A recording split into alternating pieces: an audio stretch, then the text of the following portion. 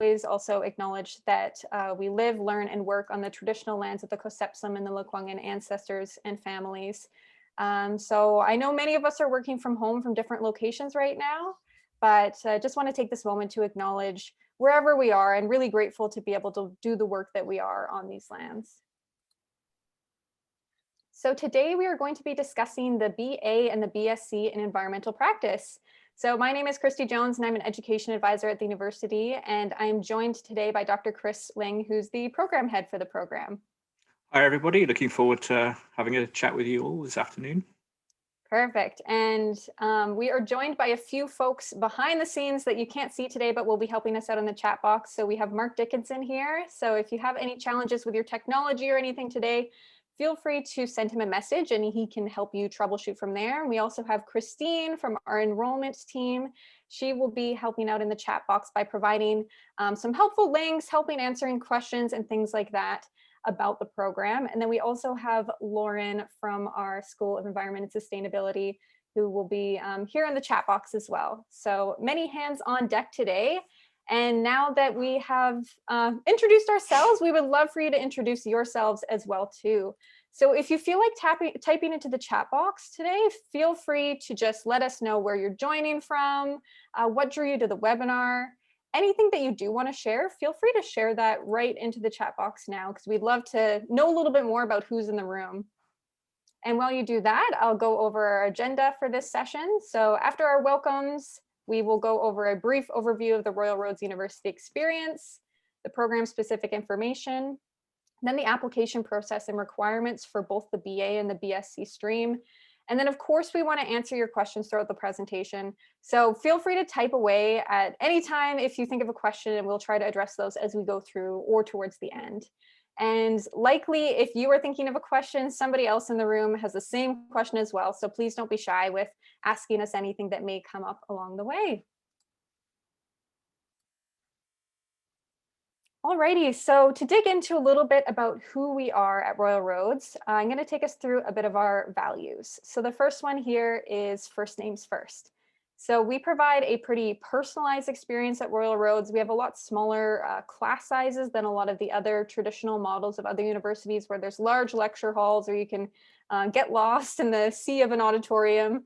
You really get to know everybody in the university, whether that is obviously your classmates, but also your professors, anybody you talk to at the university, from like financial aid, student services, our program support teams. It's always on a first names basis, and you're really treated as an individual and not just known by your student number here. Next on the list is Learn Together Forever. So this is a reference to the cohort model we have at Royal Roads, where you learn with the same group of people throughout your whole program. That's offered in some programs, and other programs we don't have the cohort model, but you do get to make these amazing bonds with your classmates throughout all of your programs. There's a pretty big focus on group work in a lot of our programs at Royal Roads, and that means that the networks that you form are really strong, and you can make friendships and also professional contacts and such that last for years outside of your program. And I should also mention that I'm alumni from Royal Roads as well. And this was my favorite part of the program, I have to say, is just all the different people that you get to meet and learning from the experiences that they've had as well throughout their programs. So next on here is Life is Also an Education. This is a reference to our flexible admissions model that we'll be touching on a little bit more towards the end of the program. But this is just to say that we look at who you are holistically when you apply to Royal Roads, and what life experiences you're bringing beyond just what your transcript says. So we really value the different places you pull from, whether that's obviously education, but also professional, personal, volunteer experience, travel experience, anything like that. We really think that brings a big value to the program. And then the last one here, our real world classroom. So we have what we call scholar practitioners who you learn from throughout all of your programs. So anybody who is teaching you has very relevant and current experience, both in the field, either doing research and or work. And this provides very current takeaways from all of your courses that can be applied to today's challenges and today's workplaces right out of the gate. Just going to check out the chat box here. I see people have been typing away. See who is joining us today. So welcome, George, an environmental technician from Cornwall, Ontario. Wonderful. Folks joining us from Calgary, Fort St. John, from Regina, Danielle from Toronto. Amazing. So it's a very cross-country group today. Thank you so much for putting in a quick hello into the chat box. Wonderful, Nova Scotia. Perfect.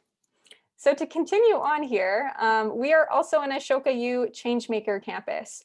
So this is a designation that's been given to a select number of institutions, and we're very, very proud of it.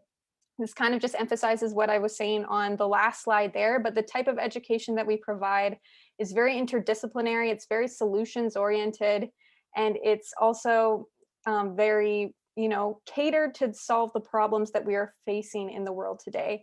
So we are very proud that the types of programs that we offer really speak to this designation that we've been able to receive, and we infuse that throughout all of our programs.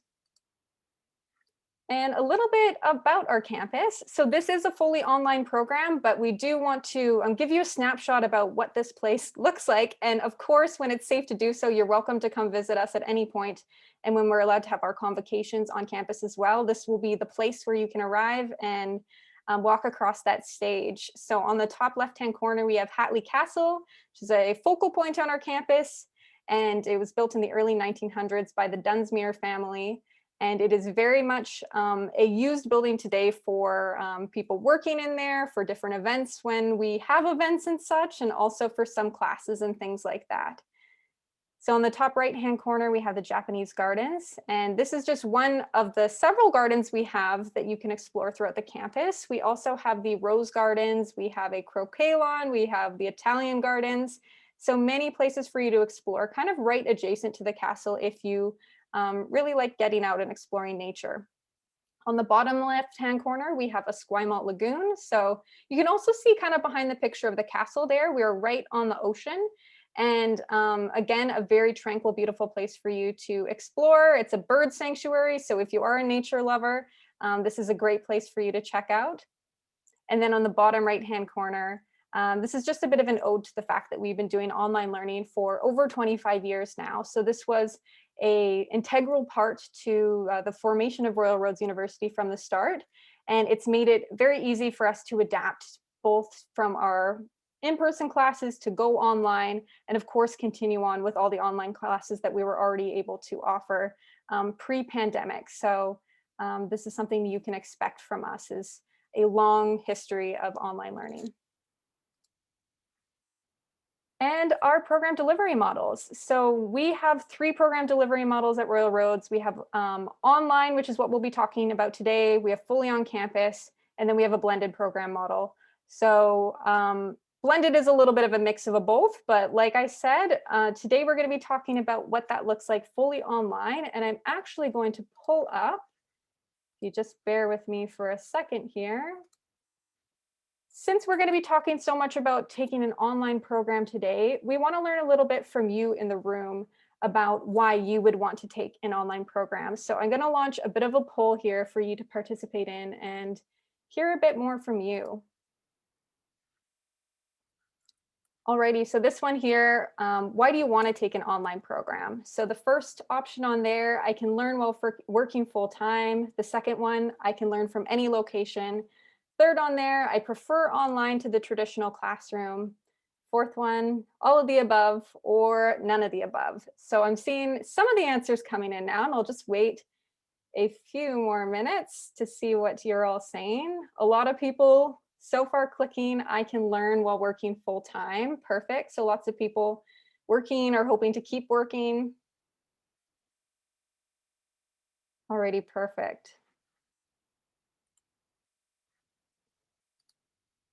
So just going to share the results here. So many of you, so you can keep working full time.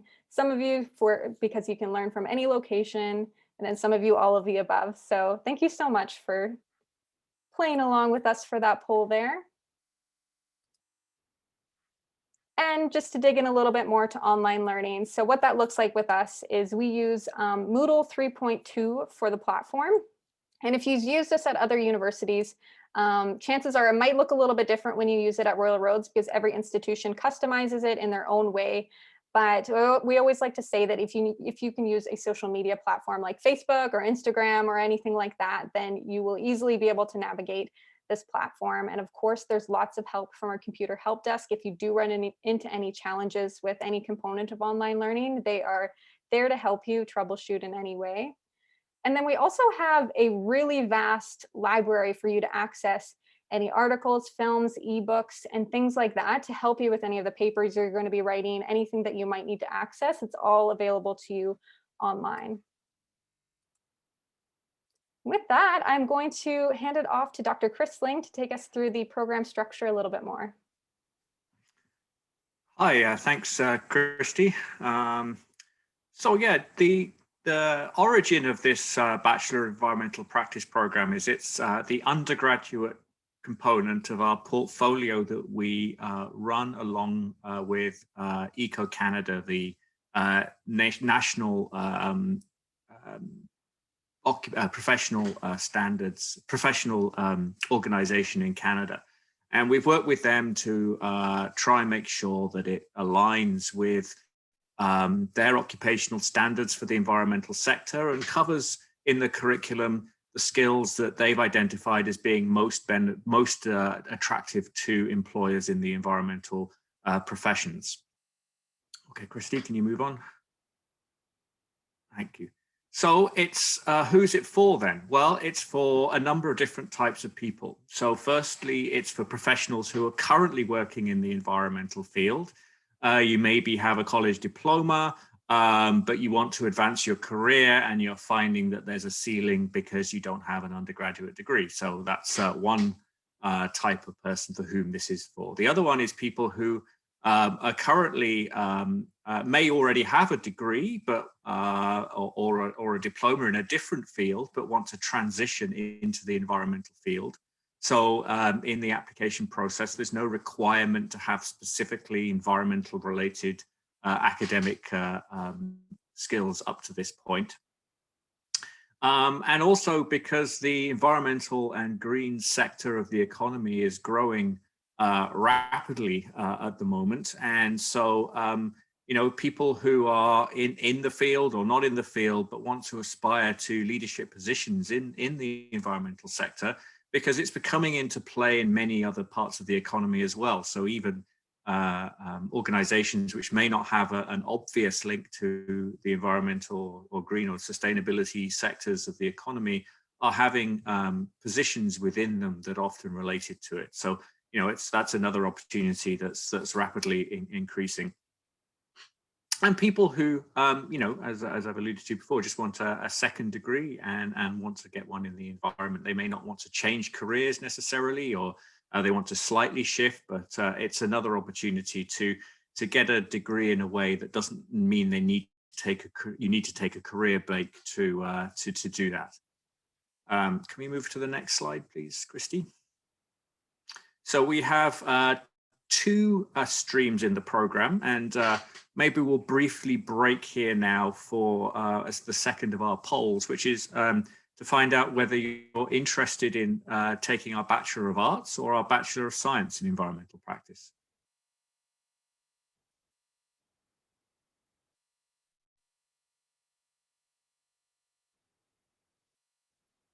Okay. Great stuff. So it's pretty evenly balanced between the Bachelor of Arts and the Bachelor of Science. A few of you undecided. That's all good. It's slightly more people on the Bachelor of Science side. And that's actually fairly typical of the intake we get into the program. So that sort of kind of aligns well with what we typically see. So screen out. So yes, it doesn't matter which one you're coming into, and which one you go into will be largely dependent on your previous experience. So we have a very flexible admissions process, but if you want to take the Bachelor of Science, you do need to have some science in your background. So it's as we've said, it's fully online. You take most people will be taking 60 credits, equivalent of a third and fourth year of a degree, in a part-time flexible way. If you've got some third year or fourth year credits previously, then it may be possible for you to transfer up to 15 credits of that into the program to be counted as part of your degree. So you don't need to take those credits. And that's something that's assessed when you apply. And during the program, it's there's a sort of core component that you take at Royal Roads, and then a more elective part of the program where you can take courses both from Royal Roads but also from other universities across Canada. What you do is you take those as if you are a general study student, for example, looking to pick up a credit here and there from those institutions, and then you transfer them back into the Bachelor in Environmental Practice at Royal Roads. And I noticed there was a question popping up about the average cohort size. Well, it's the intakes for each at the 3 intake points. There are usually around 15 to 20 students. So we have roughly 15 to 20 students joining 3 times a year. However, there's no course that everybody in an intake takes at the same time. So you be having courses with some with mainly BEP students, some with a mixture of students from a variety of programs, and some that are not at Royal Roads that may be with no other BEP students. So it's a slightly difficult question to answer. Typically at Royal Roads, class sizes in our undergraduate courses can be from anything from 20 students up to 50 students. Average is probably around the 30 to 35 mark, although that varies quite a bit depending on the course. So that gives you some idea of the kind of class sizes that you might be expecting. Okay, can we move on to the next slide, please, Christy?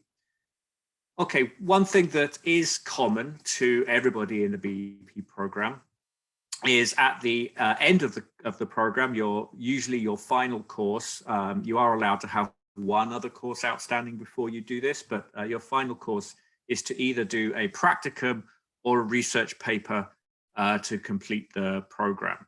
So we've got another poll at this point to get a feeling for how many of you are thinking of possibly taking a practicum or a research paper. And the difference is fairly obvious, but the practicum is a 3 credit, so it's one course essentially. The research paper is a 2 credit option, and you work with one of our associate faculty. Currently, it's our associate faculty member, Liza Ireland, who works with you on making sure that you have the support you need to make that a success. So it looks like most people are interested in taking a practicum. Actually, in practice, we do find that most people, or certainly probably a majority of people take the research paper. So that's interesting to see that most people are interested in this group in a practicum. That's great, and that's often the choice of people who aren't currently, particularly who aren't currently working in the environmental sector and want to get some practical experience. So it's all dependent on by the time you get to that point, what you're currently sort of interested in working on. And a question from Queen Esther about, would a practicum be the same as a co-op? It's similar. It's not exactly the same. It's doesn't require as many hours of work, I don't believe. The requirements may be slightly different to if you've done a co-op term at another institution. Do you help to secure the practicum? Not as such. There is a unit here that might be able to help you, but by and large they are student selected. And the reason for that is because a lot of people are coming from a variety of different backgrounds and are looking to have very different experiences in their practicum. And so we have found that it's more sensible to allow people to select their own practicums where they can. And as someone asked, can your current employer be used? Yes, they can.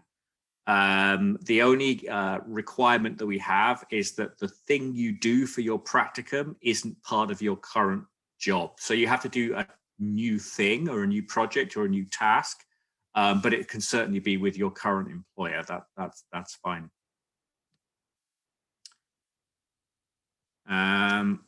Okay. Yeah. So through the BEP program, you can take, because it's very flexible, you can take a number of different pathways, but we've got a couple of illustrations of how that might plan out. So we've got an example of a Bachelor of Science pathway here on the screen right now. This is somebody who is wanting to do the program fairly quickly. We typically find that the sort of fastest way of doing the part-time program is usually around 2 to 2.5 years. You have up to 7, so you can actually stretch it over much longer than that, and that's because we it's tailored for people who are working. So not everyone can take 3 courses every term, for example. So you start off by taking what we call the Block A, the core courses, and these are all courses that are taught at Royal Roads University. And these focus on the key curriculum competencies that we've worked to identify with Eco Canada as being key parts of the environmental professional field right now. So this particular example, Cindy has taken those core courses in her first and second year, and then during the second year, she's transitioning to taking some electives. So here are mostly electives that she is taking from outside of Royal Roads. And those are the ones that we have a long list of ones that we've identified as being suitable for people on the program. You can take other ones. You have to seek permission to do that because we need to check that they're suitable for the degree, obviously. But those are taken in year 2 and year 3, and then she's finishing with a program with her capstone research paper in year 3. And then if we go on to the next example of a pathway, here's someone taking a Bachelor of Arts in Environmental Practice, a Bachelor of Arts in Environmental Practice, and is taking slightly longer to do the program because he doesn't have as much time to spend on his academic studies with responsibilities at work and family life. So John is planning to take about 6 years to do the program, finishing off with a practicum, and again taking the core courses, which are similar for the BA and BSc, but then the electives are quite different, and you can see there's a variety of different elective options that John is taking. So we've got a final poll here, which is really just to sort of ask you how long you think you might be wanting to take the BEP. So if you want to put that poll up there, Christy. I think it's just loading up. Okay. More questions on this one. Or more options, rather. Yes, I see a question while we wait. There is a question about if there's a limit to the number of courses you can take in a term. Yeah, Lauren has provided an answer to that. Yes, so that's right. It's a maximum of 3 courses per term.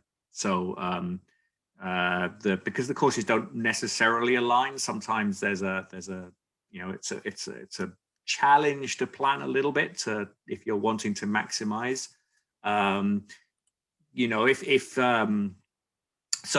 for example you've got 3 courses and there's another one which maybe overlaps by a week or 2, we can give permission for you to take that, provided you can convince us that you have the time to do that. So, but strictly speaking, it's three courses a term, or at a time is probably a better way of putting it. Mm. I don't know. I'm not seeing this poll, is it? Yeah, it's for some reason not wanting to load, but if folks do want to just type into the chat box instead, you can let us know how long do you think you'd want to take to do the program. So if you're somewhere around the 3-year mark, maybe 4 to 5 years, 6 to 7, please feel free to let us know in the chat box instead for this one. Yeah, as I said, it's if you plan it well and maximize your potential, then it is possible to take the whole program in around 2.5 years. It slightly depends which intake you're in, because there's 3 intakes a year, but there's only one time of the year when the capstone courses run. So obviously that affects how fast you can do it. But typically people take around, this sort of average is probably, I guess, 3 years. I don't know, maybe Lauren might be able to confirm or not that. It's not we don't really we do keep that information, but it's not something we worry too much about. So if you're thinking of 2 years, that might be a challenge logistically as well as in terms of workload. If you're thinking 3, then that's a sort of good pace, keeps up the momentum. If you're thinking 6 to 7, then that works really well for people who have very busy lives and they're trying to sort of plan this in amongst that schedule. So Megan's asked the question, when does the capstone run each year? I think Lauren answered that a little earlier, but it's runs in March. So it runs from March, and it takes I think you get 6 months to do it. If I think I'm correct in that. So sort of essentially over the spring and summer. All right, should we move to the next slide there, Christy? And here's, I've already spoken a little bit about Liza Island. She teaches our capstone courses and also one of the other Block A courses, and also Ed Beggs, who is an environmental entrepreneur. He's partly retired now and is teaching for us. Very experienced in the natural resource sector, manager of his own, director of a large publicly owned mining company, and serial entrepreneur. So both these are sort of just an example of the range of associate faculty and also the skills and qualifications that they have. Obviously can't guarantee that these particular 2 instructors will be meeting with you, although it's fairly certain Dr. Island will. If you're not going to be taking individual courses that they teach, then obviously you won't meet them. But that's a sort of indication of the type of associate faculty, and really speaks to this idea of the scholar practitioner that we have instructing our courses, both academically very well qualified, but also plenty of practical experience as well. Okay, next slide, Christy. Okay, back to you, I guess. Perfect. So I think now would be a great time if anybody else has any questions about what we just talked about and the program specific details before we head into the application details. Feel free to ask away in the chat box. And we did have a few questions submitted ahead of time that maybe we can address as well for those folks who couldn't be there live. So one question was, have graduates from the program been able to become biologists in training? Chris, have you heard of any students do that? I don't have a 100% certainty on this, but I believe yes. And I say that because we do quite often get the Professional Biologists Association contacting us and asking us about the curriculum for individual courses, which inevitably means someone has applied. So, and usually they are courses for which I can reply saying, yes, they have lots of biology in. So I can't categorically state yes. Certainly for our graduate programs, that has happened. They've become members of the College of Professional Biologists, but yeah, so I can't say that for certain, but I believe it is possible. And Okay. also, it will depend on what you've done prior to your BP degree, because obviously that will have included or not included biological related courses as well, potentially. So hopefully that answers that question. Yeah, perfect. And just looking through my list here, someone wondering if they can use, two questions here kind of, if they can use their current position to meet the practicum requirements, and also wondering if they're working on funded research right now and that will continue through the completion of the program, are they allowed to use that for the research paper requirement? I guess trying to weigh which option to take. Yeah, I mean, in both, the answer to both those things is actually pretty much the same, in that you can certainly use current opportunities to lead you to what you do for your practicum or your research paper. However, what you do for that research paper must be a unique and standalone piece of work. So so we had somebody in the chat earlier ask if they could use their current position for practicum. And the answer is yes, but what you do for the practicum must be something that you don't routinely do as part of that position. And the same would apply for if you are part of an ongoing research project.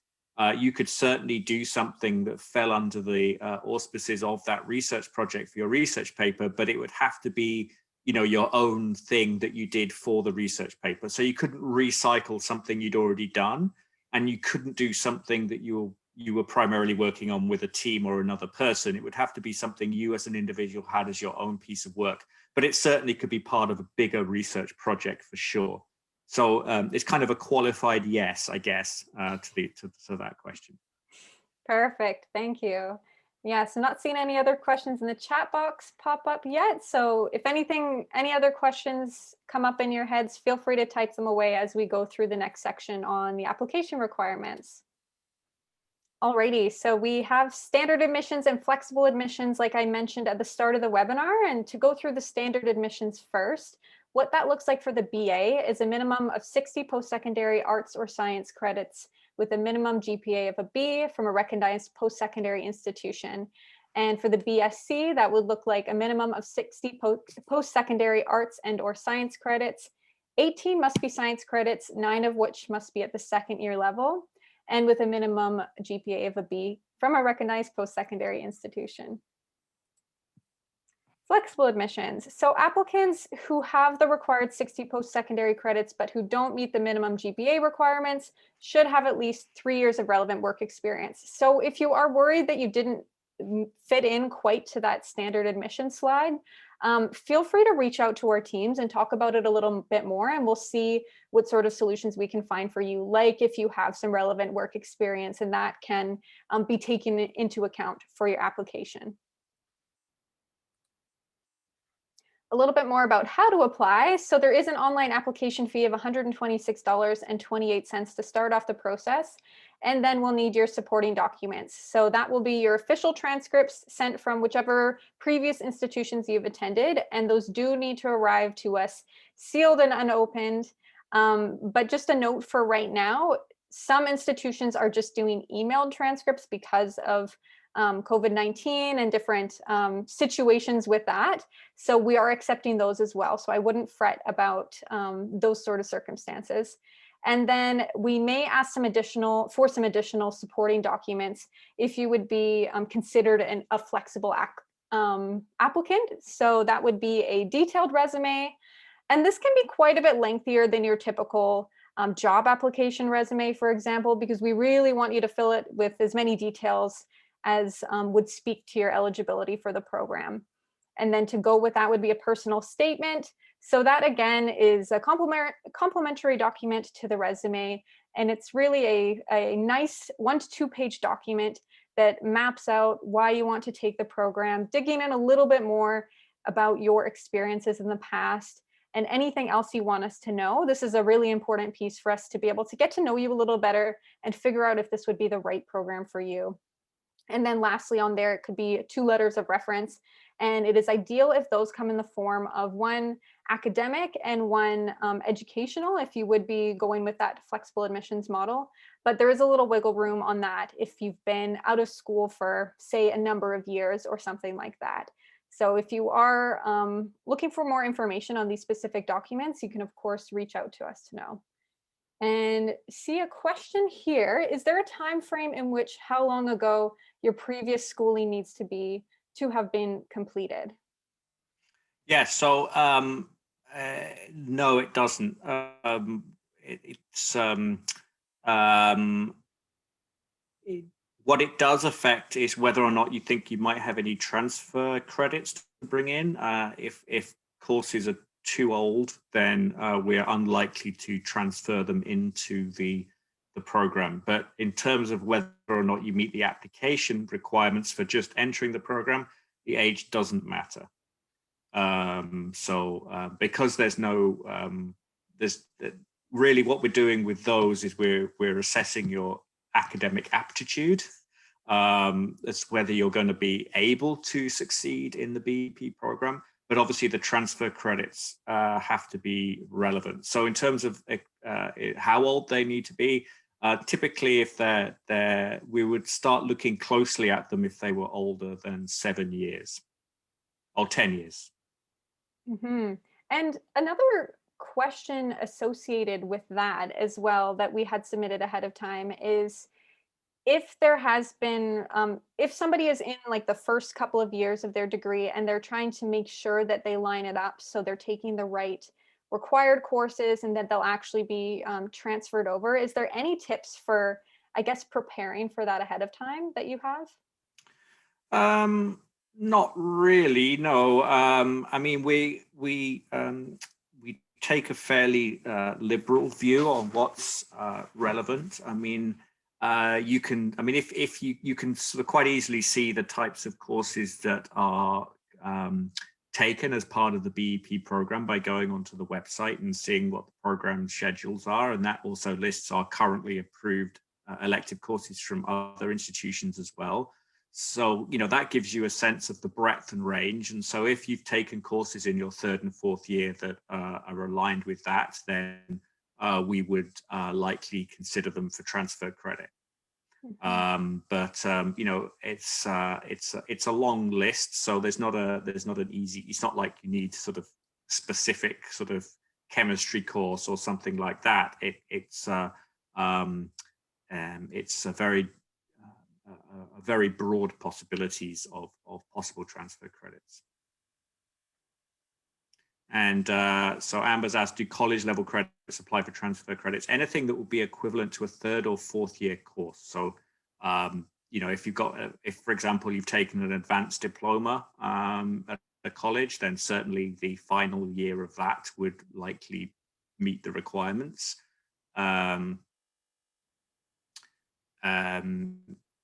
Or if you've sort of dropped out of or didn't complete full undergraduate degree but took some 3rd and 4th year courses, then those would be counted. What's not counted is a 1st and 2nd year standard diploma.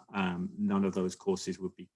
They'd be great for admission, but they wouldn't be able to transfer any of those into the program. And then the standard application requirements, Rachel, don't need any additional information like statements of interest and such like.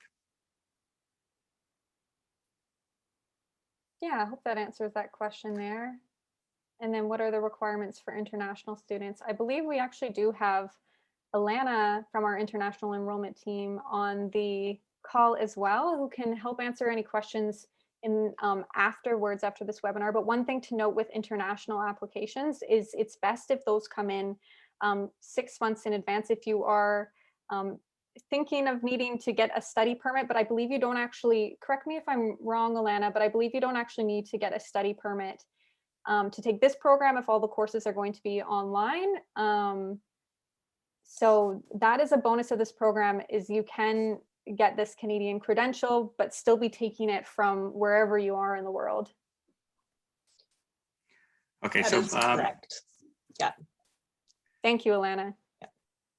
So another follow-up from Liv here. So if you have completed 60 credit hours of whatever level that is, then you would be eligible for admission into the BEP, subject to your GPA, of course. If you have 60 credits, then they're almost all going to be first and second year. There's no requirement just to be admitted to have third and fourth year classes. It's only if you wish to transfer additional courses so you don't have to take courses as part of as a BEP program. So typically you'd be bringing in 60 from your first and second year and then taking 60 credits for your third and fourth year in the BEP. If you've got more than 60 credits, and that includes third and fourth year courses, you can potentially transfer those third and fourth year courses into the BEP, so you then don't have to take equivalent courses in the BEP. So hopefully that's a bit clearer. Please follow up with another question if not. Okay, great. Wonderful. Great questions, everybody. And just to continue along here, the key dates for if you do want to apply. So our next intake is September 6th, 2021, and the application deadline for that is June 6th, 2021. And if you're looking for a little bit further down the line, that would be January 6th, 2022, and the application deadline for that is October 6th, 2021. So if you do want to start sooner rather than later, then it is a great time to start thinking about getting all those application materials together and everything like that. And we have intakes far beyond that as well, if you are looking for a little bit further down the road, if you do want to apply. And I see a few questions. Let me just see about courses taken in Quebec. Would they count as 60 credits? And she thinks they're equivalent to college courses. I don't know if you have any insights on that one, but if there are any more specific, yeah, I think Christine just said in there, for more specific questions about different courses and transcripts and stuff, I think it'd be best to follow up with our enrollment and admissions team, because they'll be able to give you the most precise answer on those ones for your specific background. Perfect, awesome. And perfect slide for this. If you do want to reach out, here is the contact information for our enrollment services teams. So the top contact there is if you'd be applying as a Canadian student, you can reach out to them, or for international prospective students, the contact information is the second one down there as well. And I believe Alana and Christine have both popped their contact information into the chat box there as well. So you're welcome to reach out to them directly as well if you do have any questions. We have wonderful teams here, as you can see from the support we've had in the chat box today, to be able to answer any questions that come up throughout the whole journey of deciding if you want to take this program, getting through the application process, and everything in between that as well. Alrighty, and perfect. I see your question there, Kelsey. So we can follow up about that as well afterwards. And if you do want to reach out directly to the School of Environment and Sustainability, where this program lives, we also have Lauren, who's popped her contact information in there as well for further questions. For financial aid, this is another big crucial part of if you do want to apply for the program. And like I mentioned, I have taken a program at Royal Roads, and I can attest to this team being extremely helpful in my journey in helping me find different solutions for financial aid. So we do have a smaller student body at Royal Roads, and that means that you actually have a pretty good chance at getting some of the funding options that we do have available. So it never hurts to reach out to them, see what's available to you, and to apply for some of these funding opportunities. And they can also help you through the student loan process or anything like that. So it's another wonderful resource for you to reach out to. Perfect. And with that, we are coming to the end of our presentation today, but I'm just going to take one more look at the chat box to see if there's any final questions before we head off for the afternoon. Chris, are you seeing any in there that we may have missed so far?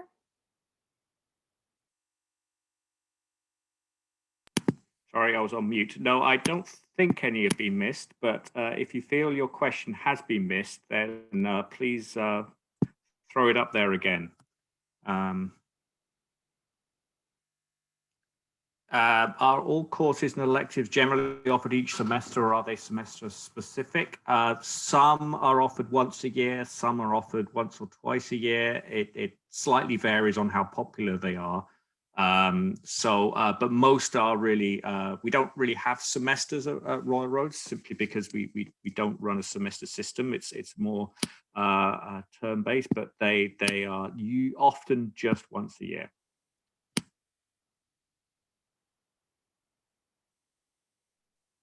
Okay, and I do see a question if we're able to share any sample research papers or sample topics done by students in this program. So let me just see.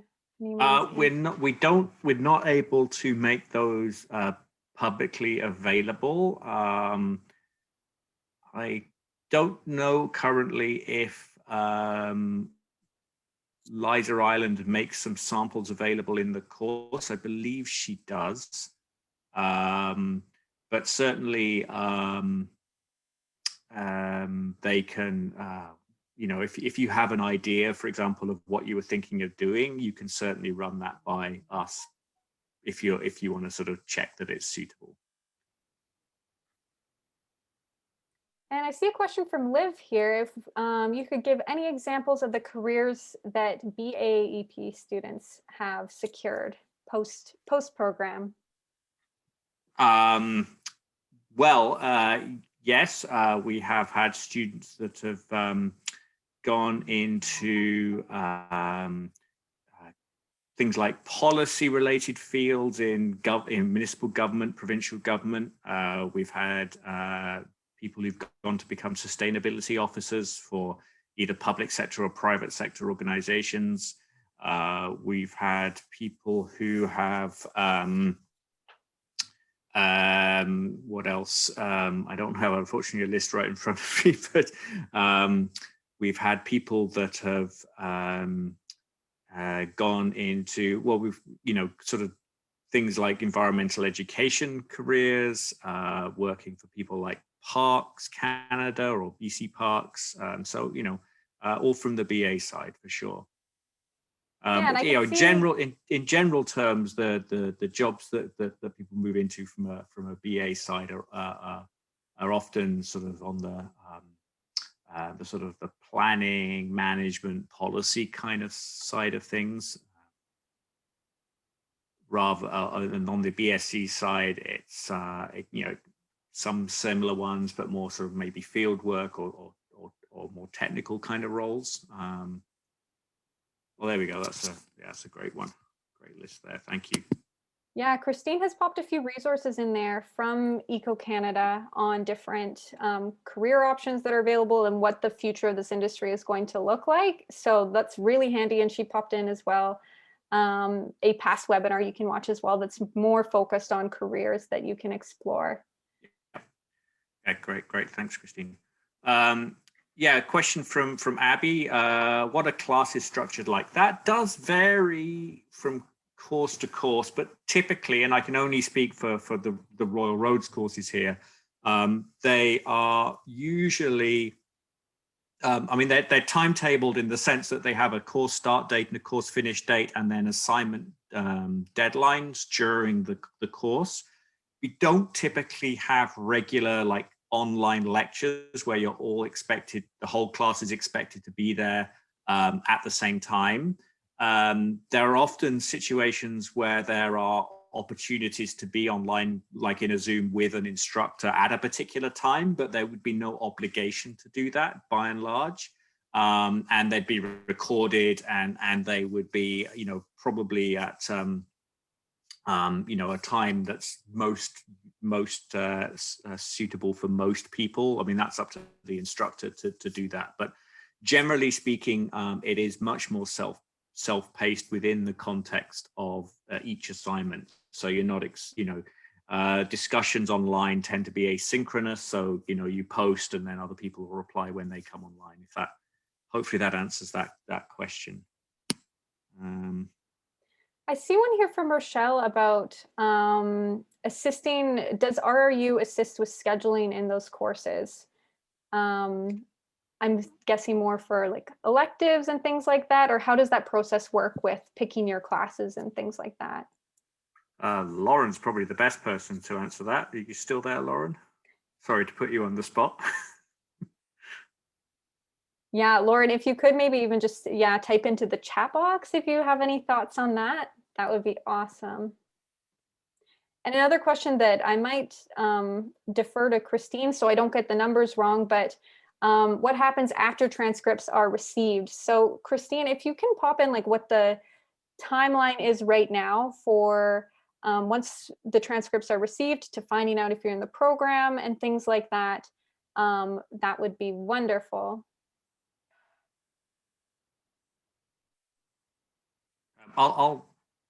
Sorry to interrupt. I'll maybe jump in while I expect Lauren sort of presenting, preparing some stuff to post. But yes, we do have, there's regular polls for each term to sort of state which courses you want to be enrolled in. External ones, you have to plan yourself, and there's a process for that. Each student gets a sort of do-it-yourself tracking sheet that allows you to plan out your program, make sure you're picking up the right credits from the right pools of courses that you can sort of fill in as you go forwards. And there is but by and large we can only really provide sort of accurate scheduling information for actual Royal Roads courses, and we do that. Sort of external courses are sort of out of our control, so that's not necessarily as easy to do. But we do help you keep track of your credits and such like. So hopefully that answers your question. And you may have answered this as well, but follow-up question kind of related to that from Megan. If there's a link that identifies when courses are offered throughout the year. As I said, there is for Royal Roads courses. We're not able to do that for external courses. So that's something that you as an individual have to keep track of, and that's why we provide the tools to help you with that. Perfect. And I do see in here from Christine and Alana, thank you so much. For domestic students, it is about 4 to 6 weeks for an application review once you get your full application in. And for international students, the assessment time is currently 10 to 12 weeks, just for your reference on how that could look as well.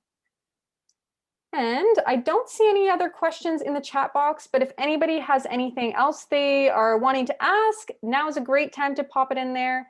But as well, our whole team is here to help you. If any other questions come up along the way afterwards, we're here to help, and we'd be happy to help you along with your journey there. Perfect. Thank you, Rochelle. Chris, any final words from you before we end the session for today? Not really. Just thanks everybody for being so open with your questions. It's always better to have these when people are asking questions, because then we know you're getting the information that you need. So, thank you for that. And looking forward to hopefully meeting some of you virtually in the program. Perfect. Thanks so much. And thank you for all the kind messages in the chat box from this session. Perfect. Alrighty. And so thank you again for joining us today. Thank you, Chris, for providing the program information and answering all of our questions, and to our team behind the scenes, Lauren, Mark, Christine, Alana. It really does take a village to put these webinars on. So we really hope that you did get some value out of it for today. So with that in mind, we are ready to head off for the day, and I hope you enjoy the rest of your day. And if you do have any questions, don't hesitate to reach out. Thanks so much, everybody. Bye, everyone.